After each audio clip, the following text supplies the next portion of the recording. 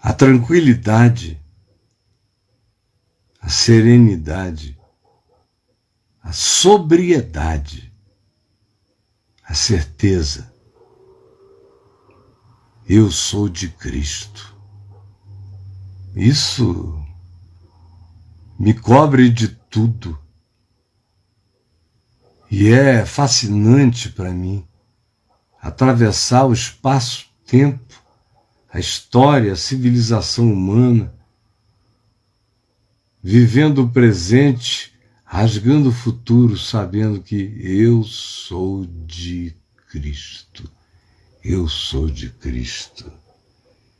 Assim como Cristo é de Deus, eu sou de Cristo.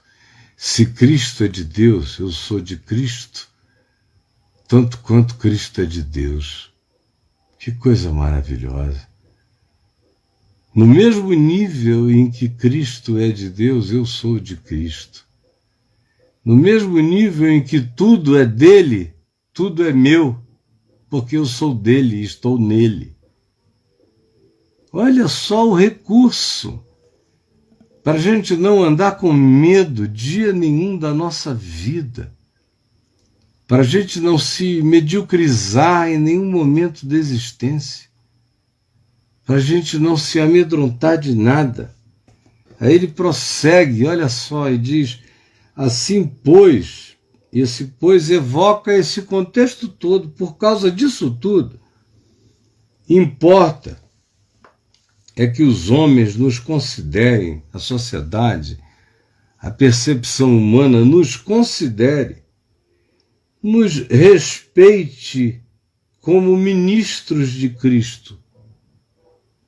Que a sociedade nos considere, nos veja, nos respeite como ministros. Ministro significa servos. Como gente que está a serviço de Deus no mundo. Paulo está dizendo, é importante que a sociedade toda, ao olhar para nós, veja que nós somos gente de Deus, gente do bem, a serviço de Deus na viagem do espaço-tempo. Verdadeiros anjos, para quem a morte morreu e a vida não amedronta, gente que sabe que é de Cristo. Essas pessoas, a elas importa carregar esse significado histórico de serem servos de Cristo, vistos como servos de Deus, servindo a vida. E mais, é importante que essas pessoas sejam vistas como dispenseiros dos mistérios de Deus. O que é isso? O que é isso?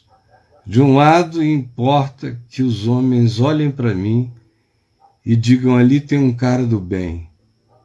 Ali tem uma pessoa que veio a este mundo para servir a Deus, servir a Cristo, servindo ao próximo, servindo aos homens, servindo à humanidade. Está ali ele, no lugar onde ele está, onde a mão dele pega, ele está servindo a Deus, é um ministro, é servo. De outro lado, é dispenseiro dos mistérios de Deus. Não é alguém que está aqui para ficar inventando coisas sobre Deus. O que para Paulo, não para um pregador de algum lugar muito emocional e histriônico e gritalhão, se diga, não. Eu estou falando do que para Paulo, no primeiro século, significava ser dispenseiro dos mistérios de Deus. Para nós hoje aqui seria alguém que inventasse palavras, doutrinas, modas novas, revelações novas, coisas que Deus falou hoje de manhã. Seriam esses caras de produção abundante, do gabinete da fantasia, produzindo mistérios de Deus. Não. No primeiro século, para Paulo, mistérios de Deus era o Evangelho, que tinha ficado, ele diz aos Efésios, que tinha ficado guardado, não discernido durante os aeões e os séculos, até que foi revelado na plenitude dos tempos por Jesus. Esse é o mistério outrora oculto e agora revelado. É o Evangelho, é Cristo. Cristo é o Evangelho é Cristo, é Jesus. Então, ele diz, importa que os homens nos considerem como gente que entrega por inteiro o mistério de Deus. Dispenseiros é o cara que cuida da entrega, cuida do silo ou do galpão dos víveres, dos pães da existência, dos elementos que geram vida na mente, na alma humana. E lembre de uma coisa, o primeiro texto cristão escrito do Novo Testamento foi a primeira carta de Paulo aos Tessalonicenses. Então não havia ainda evangelho nenhum escrito. Quando Paulo disse essas coisas que estão nas cartas, as cartas de Paulo, quase todas elas, precederam os evangelhos de Marcos, Mateus, Lucas e João.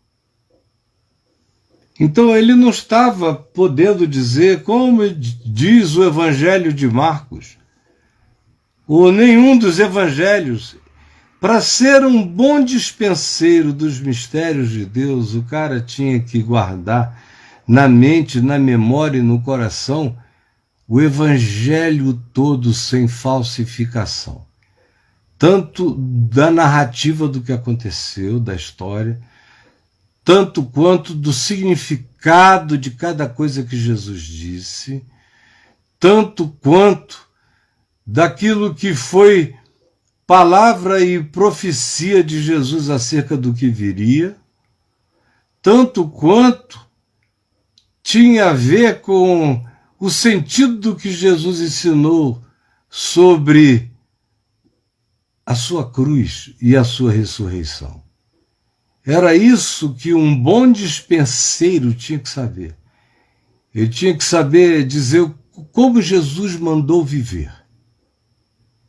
Ele tinha que saber dizer o que aconteceu de fato na história e na narrativa de Jesus. Até a sua ressurreição. E até depois dela, quando ele ficou 40 dias, comendo e bebendo com os seus discípulos e falando-lhes a respeito do reino de Deus. Um bom dispenseiro tinha que entregar para quem quer que ouvisse, num tempo em que não havia nenhum testamento a ser lido, nenhuma Bíblia, nenhum evangelho, nada. O dispenseiro tinha que ser alguém que carregasse a palavra no coração. O bom dispenseiro dos mistérios de Deus tinha que ser um evangelho andante, ambulante, que entregasse a palavra de Cristo sem desfigurações, sem tirar e sem pôr, a entregasse na sua inteireza, do jeito que ela era. Ora, se era assim no tempo em que tudo tinha que ser de memória e de coração, imagina hoje, quando eu tenho o privilégio de carregar essa narrativa, esse ensino, esses fatos da cruz e da ressurreição, e essa certeza de que se eu o invoco, ele habita em mim como ele me habita, que eu sou de Cristo, que tudo é meu nele. Se eu tomo consciência desse privilégio,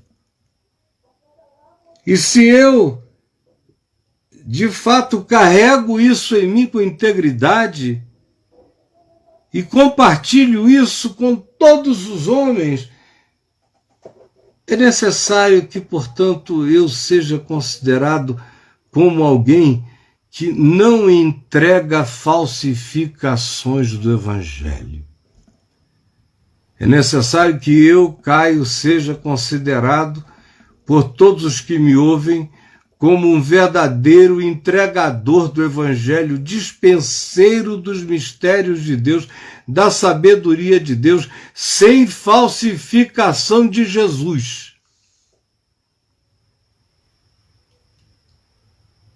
Ora, além disso, o que se requer dos dispenseiros, desse indivíduo que abre aqui, que vem, que entrega, que dá pão, que dá recursos, que dá riquezas, que abre caminhos de percepção, é necessário também, Paulo diz, além disso, se requer dos dispenseiros, é que cada um deles seja encontrado fiel, pessoalmente, na vida que vive.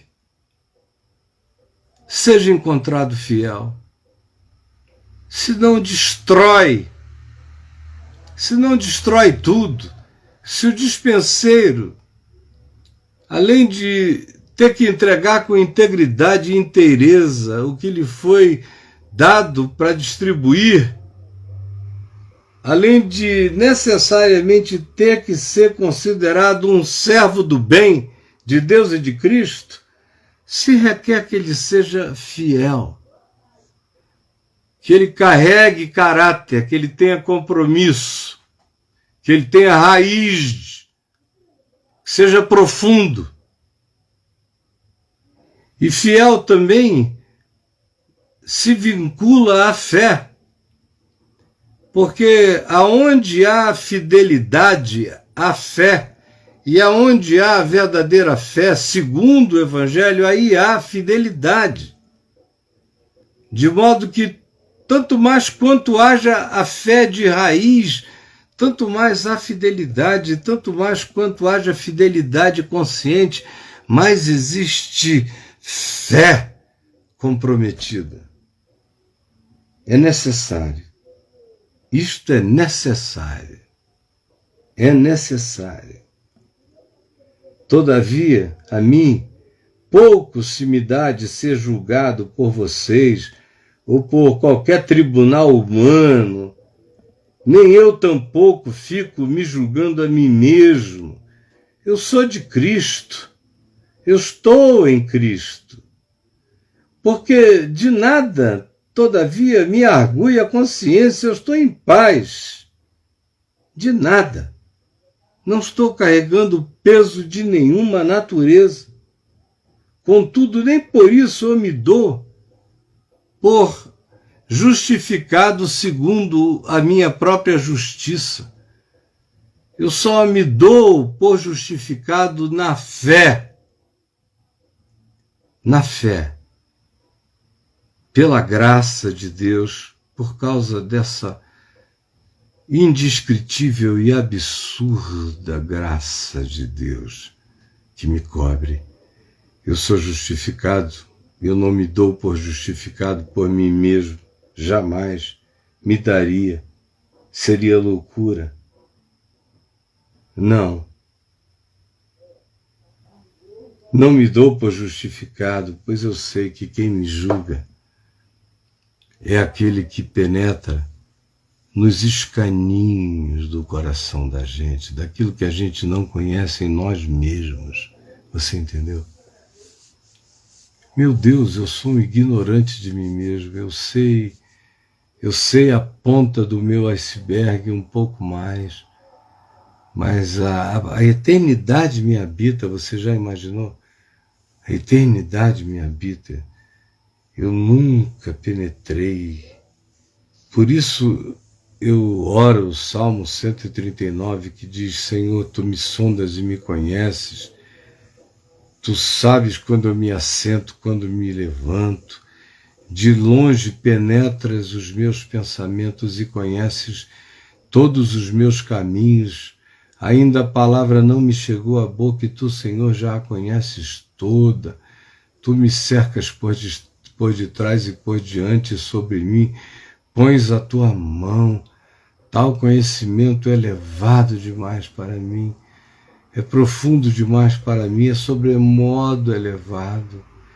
Para onde me ausentarei do teu espírito? Para onde fugirei da tua face? Se eu subo aos céus, lá estás. Se eu faço a minha cama no mais profundo abismo, lá estás também. Se eu tomo as asas da alvorada e me detenho nos confins dos mares, ainda lá me haverá de guiar a tua mão e a tua destra me susterá. Se eu digo, com efeito, as trevas me encobrirão e a luz ao redor de mim se fará noite, até as próprias trevas não te serão escuras, pois para ti as trevas e a luz são a mesma coisa, pois tu formaste o meu interior, tu me teceste em toda a profundidade desde o seio da minha mãe. Tu me viste quando eu era uma substância ainda informe, um plasma, e no teu livro foram escritos todos os meus dias, cada um deles escrito e determinado, quando nenhum deles havia ainda. Ó Senhor, quão preciosos para mim são os teus pensamentos, como é grande a soma deles. Se eu os contasse, excedem aos grãos de areia do mundo da terra. Eu contaria, sem jamais chegar ao fim. Tomara, ó Deus, tu convertas todos os perversos. Tomara, ó Deus, a tua misericórdia salve todos aqueles que caminham em trevas. Sonda-me, ó Deus, e conhece o meu coração, prova-me, e conhece os meus pensamentos. Vê se há em mim algum caminho mau, e guia-me pelo caminho eterno. É aqui, eu não conheço ainda nem a mim mesmo, nem você. A gente não sabe nada de si próprio. A gente vive no meio de confusões, buscando ferramentas psicanalíticas, psicológicas, recursos diversos, porque a gente não se conhece. Se a gente se conhecesse e a gente descansasse e confiasse e se deixasse sarar pela psicologia perene da graça de Deus, pela fé, nós seríamos outras criaturas, outros seres humanos. Outra seria totalmente a nossa pacificação. Aí,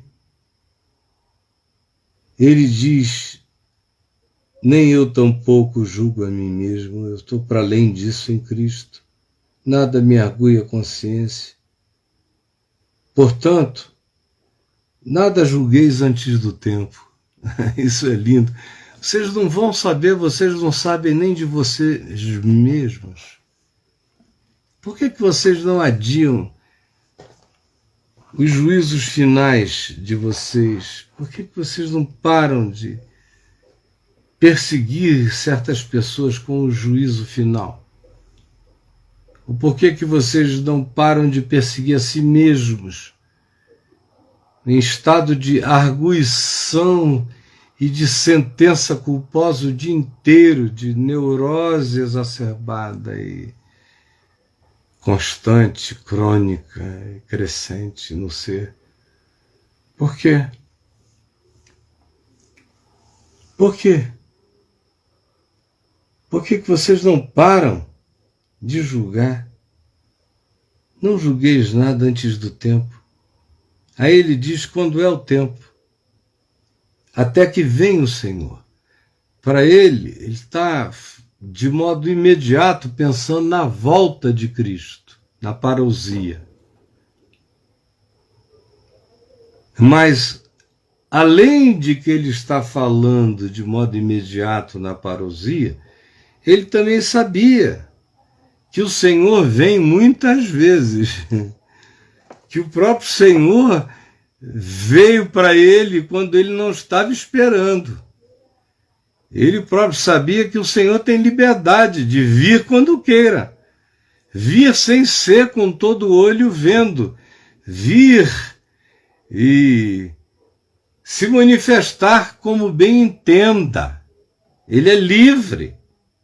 Quem conheceu a mente do Senhor? Quem o sondou? Para quem ele deu explicações? Paulo é quem diz isso, ele sabe disso. Ele sabe que além da volta do Senhor,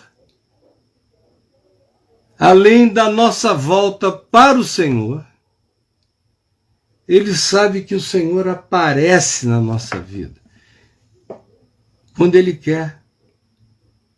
Que existe o tempo de Deus aparecer na vida da gente. Na minha vida já houve esse tempo dezenas de vezes. Quando de repente o Senhor chegou. Eis que eu estou à porta e bato. Se alguém ouvir a minha voz e abrir a porta, eu entrarei em sua casa, cearei com ele, ele comigo. Ele chega e bate. Não é só quando ele voltar e todo olho verá, não é só quando a gente vai para ele, é quando ele se manifesta a nós ainda aqui, até que volte o Senhor. Aí, quando o Senhor se manifesta assim, a gente se enche de luz, a gente enxerga o que não enxergava. A gente discerne a nós mesmos. A gente leva cada susto com os nossos processos mentais, com as nossas piedades falsificadas, com as nossas misericórdias cheias de vaidade. A gente encontra no coração as coisas que jamais tínhamos encontrado por qualquer meio ou por qualquer acesso de ferramenta espiritual de autoanálise. É quando o Senhor volta e ele chega para a gente, chega inesperadamente. É que o tempo da gente se ver, da gente se enxergar, da gente se entender, da gente se julgar, da gente se discernir e da gente se curar, e da gente se expor, e da gente ficar nu diante de Deus, e da gente aceitar todo trato, e não esconder nada, porque nada pode ser escondido. Quando chega o Senhor, ele visita e chama a nossa interioridade mais profunda do avesso. Ele também revela as nossas inimizades renitentes, ele também mostra a importância e o significado das coisas que a gente guarda achando que são ninharias permissíveis do nosso ser e não são, até que volte o Senhor, até que volte o Senhor, até que chegue esse tempo. Até que venha o Senhor, o qual, presta atenção, não somente trará à plena luz as coisas ocultas. Olha que coisa extraordinária. Quando chega esse dia dele vir, assim como quando ele vier definitivamente, assim como quando a gente vai para ele, assim também quando ele chega para nós aqui na história, de repente. Aí é o tempo desse juízo, dessa crise de salvação. É o tempo, o qual manifesta, traz à plena luz as coisas ocultas das trevas, as coisas ocultas do nosso inconsciente, as coisas que estavam para além de qualquer alcance da gente, de repente, ele traz tudo isso à luz, essas coisas ocultas. Você não tem a menor ideia das milhões de coisas ocultas que estão imersas na maior profundidade do seu ser e que você não quis que fossem tratadas até o dia de hoje, mas vai chegar a hora em que o Senhor virá a você, que o Senhor virá. Nesse tempo, nessa hora, Ele trará à plena luz as coisas ocultas das trevas.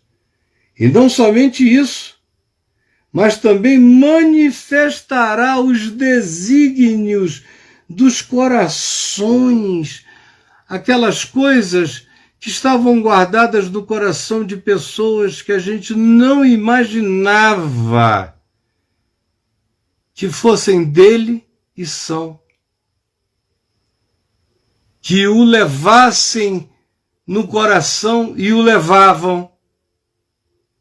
Não há nada oculto que quando vem o Senhor não venha a ser revelado, não venha a ser manifestado. Inclusive os desígnios ocultos, meu Deus, como eu tenho visto, quando chega o tempo, quando chega a hora, quando o Senhor vem, quantos desígnios ocultos se manifestam. Quando o inconsciente da gente é virado ao contrário, do avesso, quando ele traz à plena luz as coisas ocultas das trevas e manifesta os desígnios dos corações. É aí que cada um recebe o seu louvor, a sua validação. Quando isso acontece no tempo presente, essa palavra louvor seria melhor entendida por validação. O Senhor vem e te sela de novo, te valida, te autoriza. Te autoriza, te autoriza. O Senhor te autoriza.